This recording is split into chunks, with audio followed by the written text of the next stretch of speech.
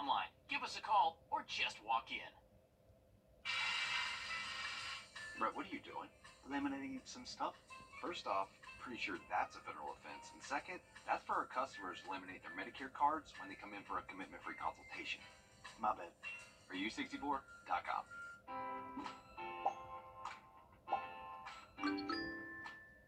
You can find ice-cold refreshment right here at Parker's Kitchen. Cool off with a large fountain drink for just 99 cents. That's a huge sweet tea for less than $1 at Parker's Kitchen.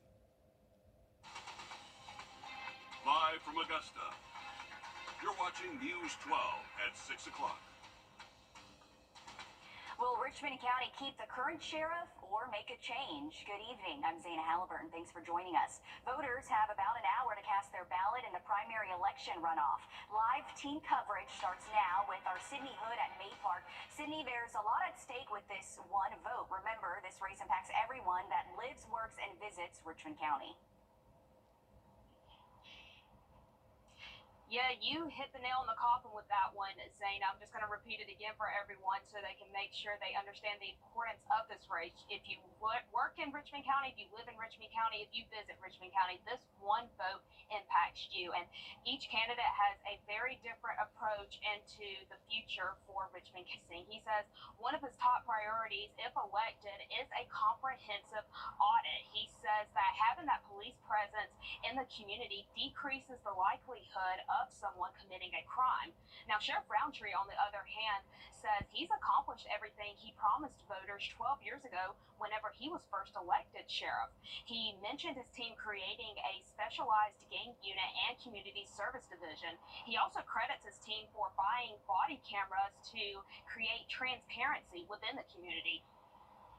We kept our promises. And then we've also made a lot of improvements. Like I said, we became a state and nationally accredited agency. We're doing best practice in modern police work. We went away from working beats where the deputies are more engaged in the community. You're able to see, feel, talk to, and that engages with people and allows them to have a certain amount of trust within law enforcement. Again, voters, you have just less than an hour to get out and cast your vote if you haven't already. Those polls close at 7 o'clock, and then, of course, we're going to be out here bringing you the latest as results start coming in. And the outcome is in the hands of the voters right now, so get out and vote. You have about an hour. Thanks for following this, Sydney. Another big change is on the horizon for the Augusta Judicial Circuit. Alyssa Lyons joins us live. Tell us about the Superior Court judge candidates. Hey, well, this is a race that definitely gained a lot of traction over the last month from that primary vote. Just take a look at all these signs. You can finally see that this has gained that traction that we've been talking about. Matson, Lyons, Matson. It is like a game of tic-tac-toe, but we know there is more at stake in this game. Under 4,000 votes separated the two in the primaries. They each have their own experience with the seat. Lyons ran in the last election trying to upstage Judge Jesse Stone at the time. His son is a chief deputy clerk for Augusta, while Matson also has experience with the office. Matson worked as a clerk for Judge Overstreet and Brown before the circuit split. I got to see so many different kinds of cases, and just getting to see how they dealt with them, being respectful to everyone, no matter what walk of life, what brings you into court, just their calm demeanor and ability to deal with all kinds of different issues. My job is to be consistent as a judge and make consistent decisions, because if I'm making decisions that are consistent, I'm being fair. So it's all about being fair and knowing what you're doing when you reach the bench. Both of those candidates were up at 5 a.m. this morning, going to each of the polling locations, putting in signs just like this one to hopefully get that vote here. The polls close at 7 p.m., so we'll know shortly just how much those votes did count towards this one. And both Richmond County and Burke County voters have a say in this race. Thanks for following that, Alyssa. Much more news in just a bit, but we're sending things on over to First Alert Chief Meteorologist Riley Hale as we take a live look over our station, Riverwatch and I-20. Not a bad day to head out and vote, Riley. Just a little warm outside. Yeah, a little. Thanks, Riley. New details tonight about a murder in Aiken that happened earlier this month. Investigators say they're looking for 22-year-old Christian Reeves. They say he should be considered armed and dangerous. That deadly shooting happening back on June 8th. Just hours after midnight, deputies were called to the Wellstar emergency room for a man who was shot. While looking into the matter, deputies thought the shooting happened at the intersection of Safe Creek and Bettis Academy Road. They later learned that it happened on Red Rock Way in Graniteville. Richard Carroll Jr. is the victim in this case. If you have any details, call the Aiken County Sheriff's Office. A Burke County business owner will spend some time in prison after being found in violation of his federal probation. Today, Daniel Cates was sentenced to 15 months, followed by supervision for 12 months after released. He's also sentenced with the same probation conditions he already had for his previous involvement in a decades-long gambling operation. This is video from when he walked into the courthouse earlier this month for his probation revocation hearing. At the June 5th hearing, ATF and the Department of Homeland Security said they found 45 weapons in Cates' possession, 25 at Cates Firestone, and 20 at his home. Another big story we're tracking tonight, what's the status of the Augusta Parks and Rec audit? Kennedy Payne joins us live in the newsroom where city leaders met on the topic today. They voted 8-1 to basically start the process all over again. Yeah, basically what today's vote means is that all the work until this point is dead in the water and they start all over again. All of this first started on April 2nd. Months have passed and there is still no decision on who will lead this audit on the Parks and Rec department. Today, commissioners denied the bid from UHY Pfizer's Mid-Atlantic. Here's what got us to this point. Originally, Markham LLP was awarded the bid until the evaluation committee said they were unaware of another bid made by UHY. The bid supposedly came through UPS on May 7th. However, the procurement department was not open, so it was delivered on May 8th. The committee then met on May 10th and ultimately chose UHY as the winner of the bid. Their bid was half the cost of Markham LLP's. Commissioners asked to see the UHY timestamps. They were refused because of the city staff citing state law and because it was still an open bid. Commissioner Sean Frandom talked to me about today's vote. I felt like the other bid was what we need, with hands-on experience here in the at the government level, where it's not just sending documents elsewhere to the company, and it was a more extensive audit. So where do we go from here? Commissioners are going to put this on the agenda for next week's committee meeting. What Commissioner Franklin told me is basically that the bid is back open and companies can try to get awarded the contract to do the audit. The bid will be open for 30 days. Okay, something that we'll have to just continue to follow in the future. Thank you, Kennedy, for that update. And city leaders are continuing to look at ways to help Augusta Animal Services. Just last week, we told you that in April, according to the Department of Agriculture, Augusta euthanized more dogs than any other shelter in the state. A group wanted to come in and provide a veterinarian. Today, Augusta Commission members turned down a plan from Best Friends Animal Society and asked them to come back in 30 days. They said they're looking for a collaborative plan between the city and the group. With current standings at Animal Services, they just wanted to give them more time to work out the kinks. Possible plans for a new landfill has some neighbors in Aiken County concerned. If it becomes official, the Rabbit Hill Class 2 landfill would sit adjacent to the closed Aiken County landfill and Jefferson Elementary School. Andre Dickerber is live at the meeting to explain both sides. Yeah, this parking lot for the meeting is actually starting to fill up out here. There's quite a few cars out here, and DHAC actually told me earlier in an email that they had a 30-day comment period that ended on April 13th and then held another meeting on March 28th. But residents decided to take matters into their own hands and discuss tonight what this could mean for the future of the town. Neighbors hope to reach more people with their concerns. It's really, really important because I think there's a lot of the people who live around here who are still kind of in the dark about really what all this means by them trying to put the landfill in here. DHAC says they've held meetings to explain, and locals say they've expressed their concerns in previous meetings, but are still worried. A lot of our major concerns are the school being so close. You know, there's dangerous gases that are associated, even with Class 2 landfills. It's not household trash, but there's a lot of gases that come off of this same debris. DHAC says a Class 2 landfill includes waste like asphalt, concrete, land clearing debris, glass, shingles, box springs, mattresses, and more.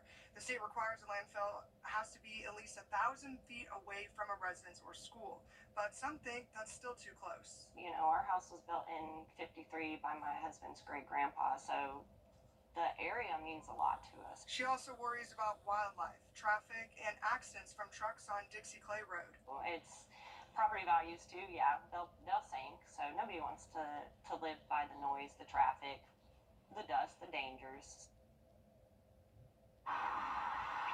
And they're discussing all of those issues tonight, but actually DHEC just told me not too long ago that they're still in phase 1 of this project, which means it's not approved quite yet. But if it is approved, the company that now took over the landfill says that they would start at the very end of the property, meaning that it would be about 6,000 feet away from the school, and that they're projecting that even if they do continue to work and fill up this landfill, that even in about 100 years, it would still be about 2,500 feet away from the school.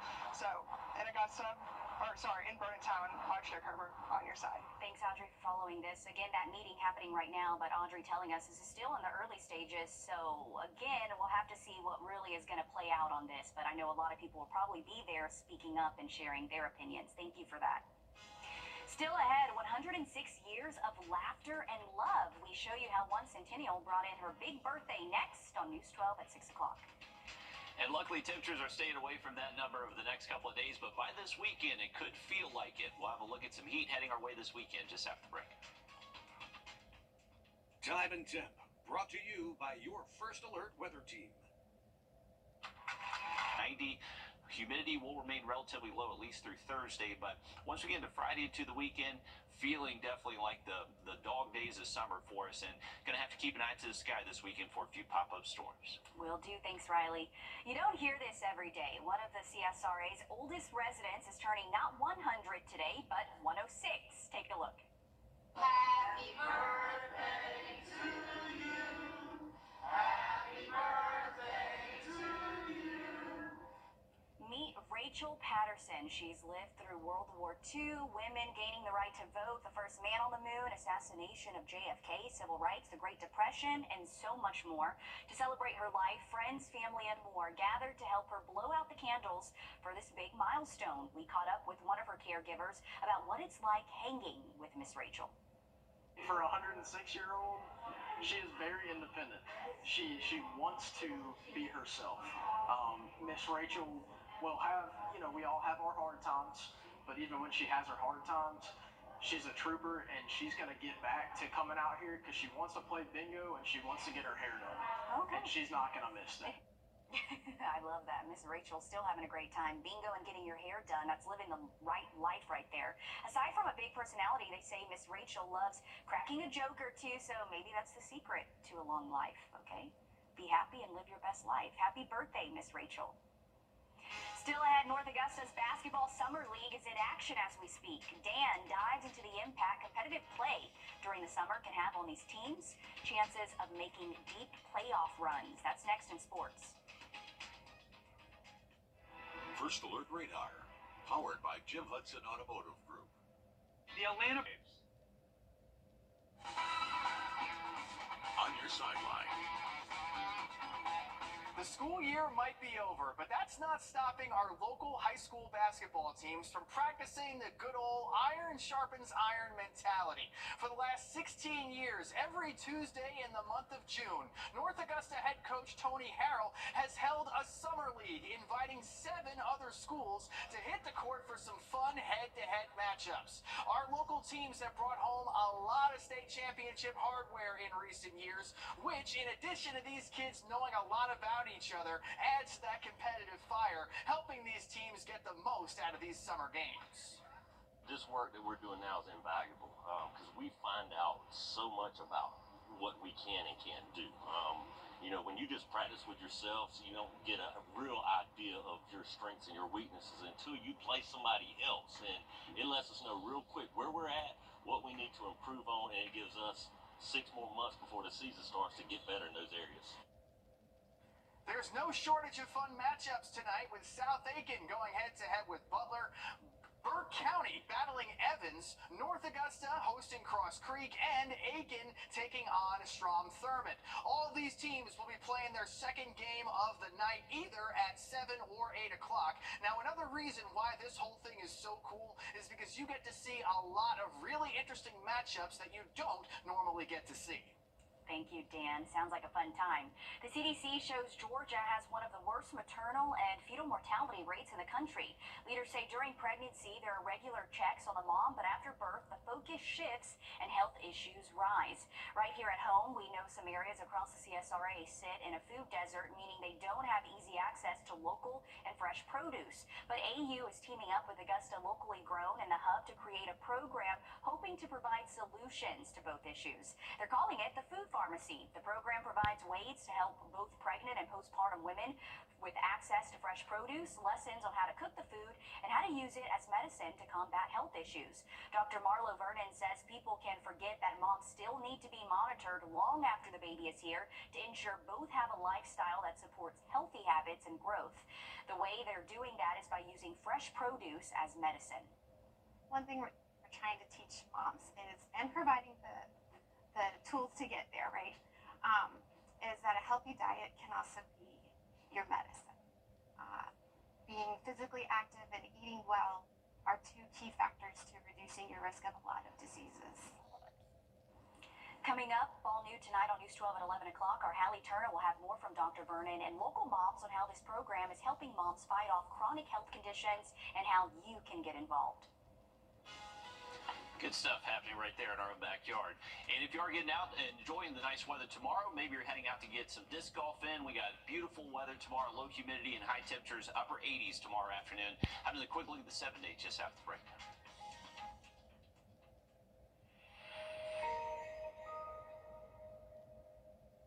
Cracks in your brain ramjet. Coming up on the CBS Evening News, our Heart of America honoring Juneteenth tomorrow. We're looking at a special family tree that's connecting generations of ancestry, often lost to history. That and more headlines tonight on the CBS Evening News.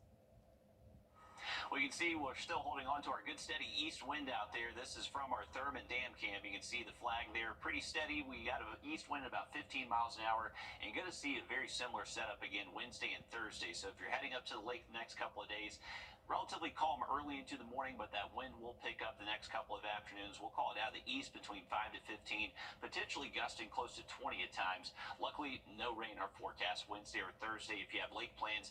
By this weekend, though, may have to keep an eye to the sky. Cannot rule out a stray shower or thunderstorm Saturday, Sunday afternoon, but that's when temperatures are definitely going to be feeling hotter all the way in the mid-90s.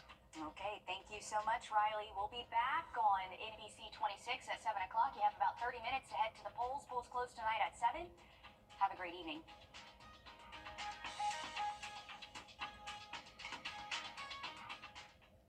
At the CBS Evening News, we focus on solutions, finding solutions to help people understand what are the right choices